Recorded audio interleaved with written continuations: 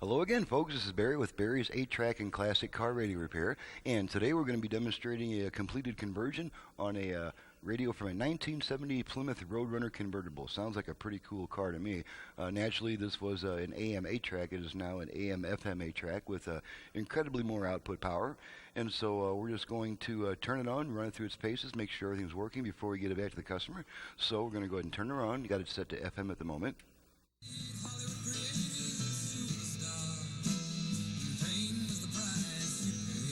And we'll just run it across the dial and see how many FM stations we pick up with this magical new unit here. Okay, here we go.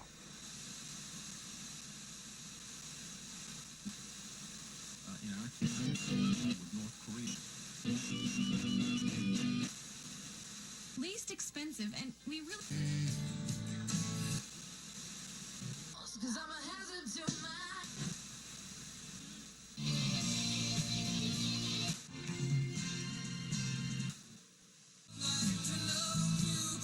To the back of the property.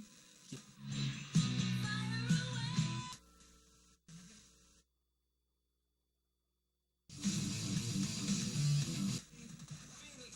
Oh, it's fine now.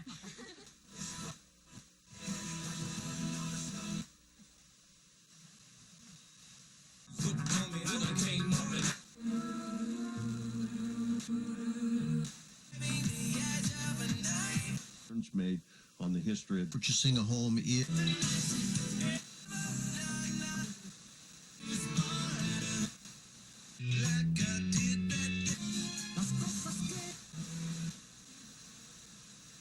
Alright, so it looks like we got about 24 FM stations that we picked up.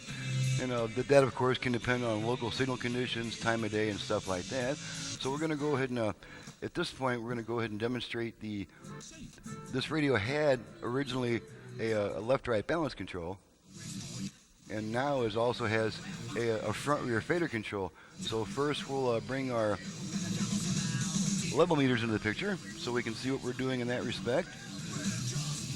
Okay, now on a thumb wheel unit, naturally you don't rotate the controls clockwise and counterclockwise.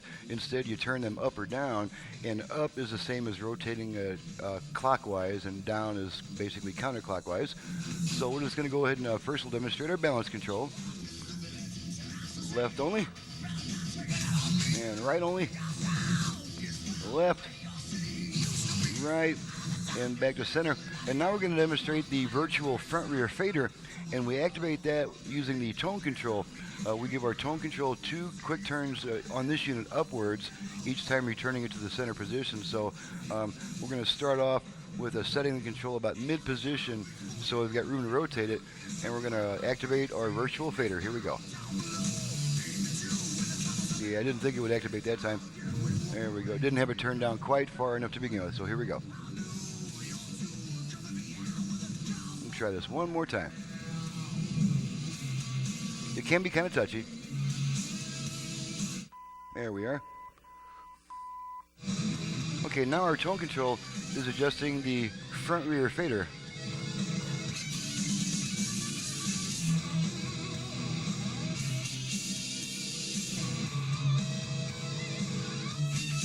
Front speakers only. Rear speakers only. Front. Rear.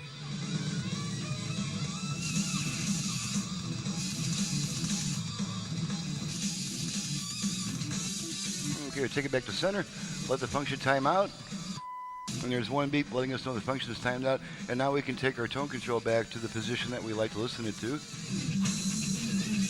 Okay, now we're going to go ahead and switch it on AM, and since this radio does not have an AM-FM switch, we switch bands by turning the unit off and then right back on within about half a second, so off, on, and now we're on the AM band. She goes, yeah, I go out to dig holes and there's still water and stuff. Okay, I guess we don't need the output level meters anymore, so... That's what I think people forget how long it truly takes. Okay, now we're going to test the 8-track function. We're going to pop an 8-track tape in, make sure that works correctly. And so...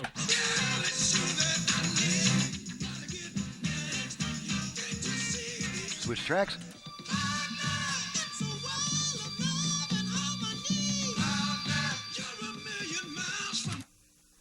Okay, we're between songs there.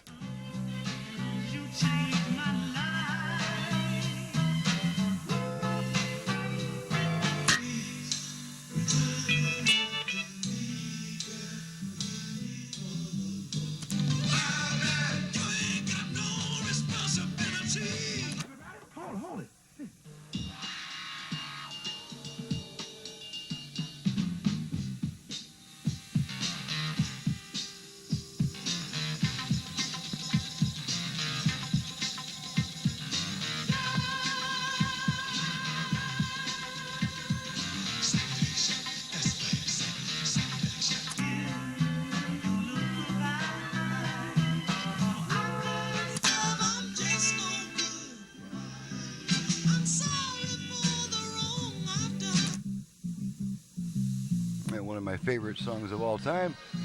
Ball of Confusion coming up. We're actually playing at the moment.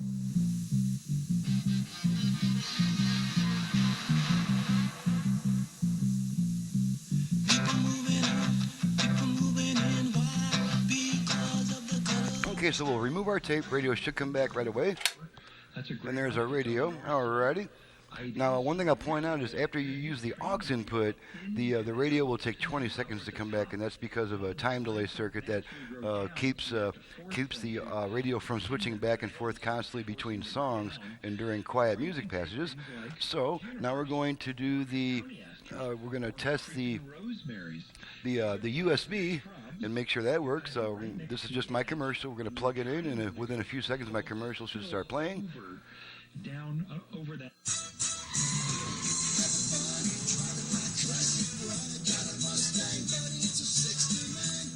Okay, so there's my commercial playing, showing us that the USB is working properly.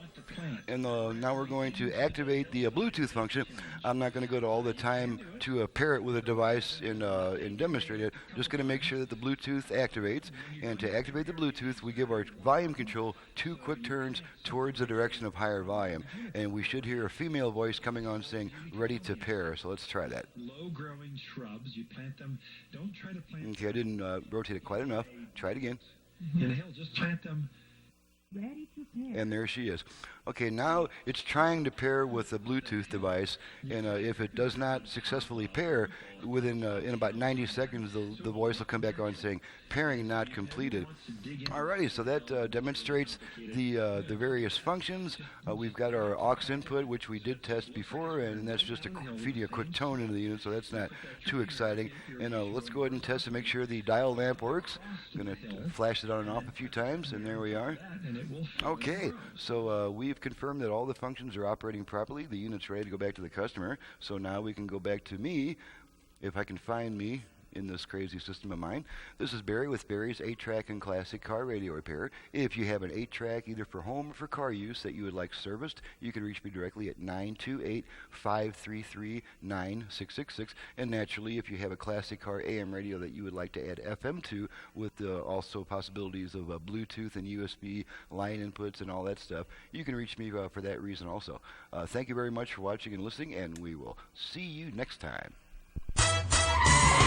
Having fun, driving my classic ride. Got a Mustang, buddy, it's a 69, but she ain't sounding so fine. Driving this car, I can't hear the guitar, and all my tapes run slow too. Radio smoking, 8-track deck's broken. What can I do? Send it to 8-track repair center. 8-track repair center. 8-track repair center.com. So we're going to do this number here.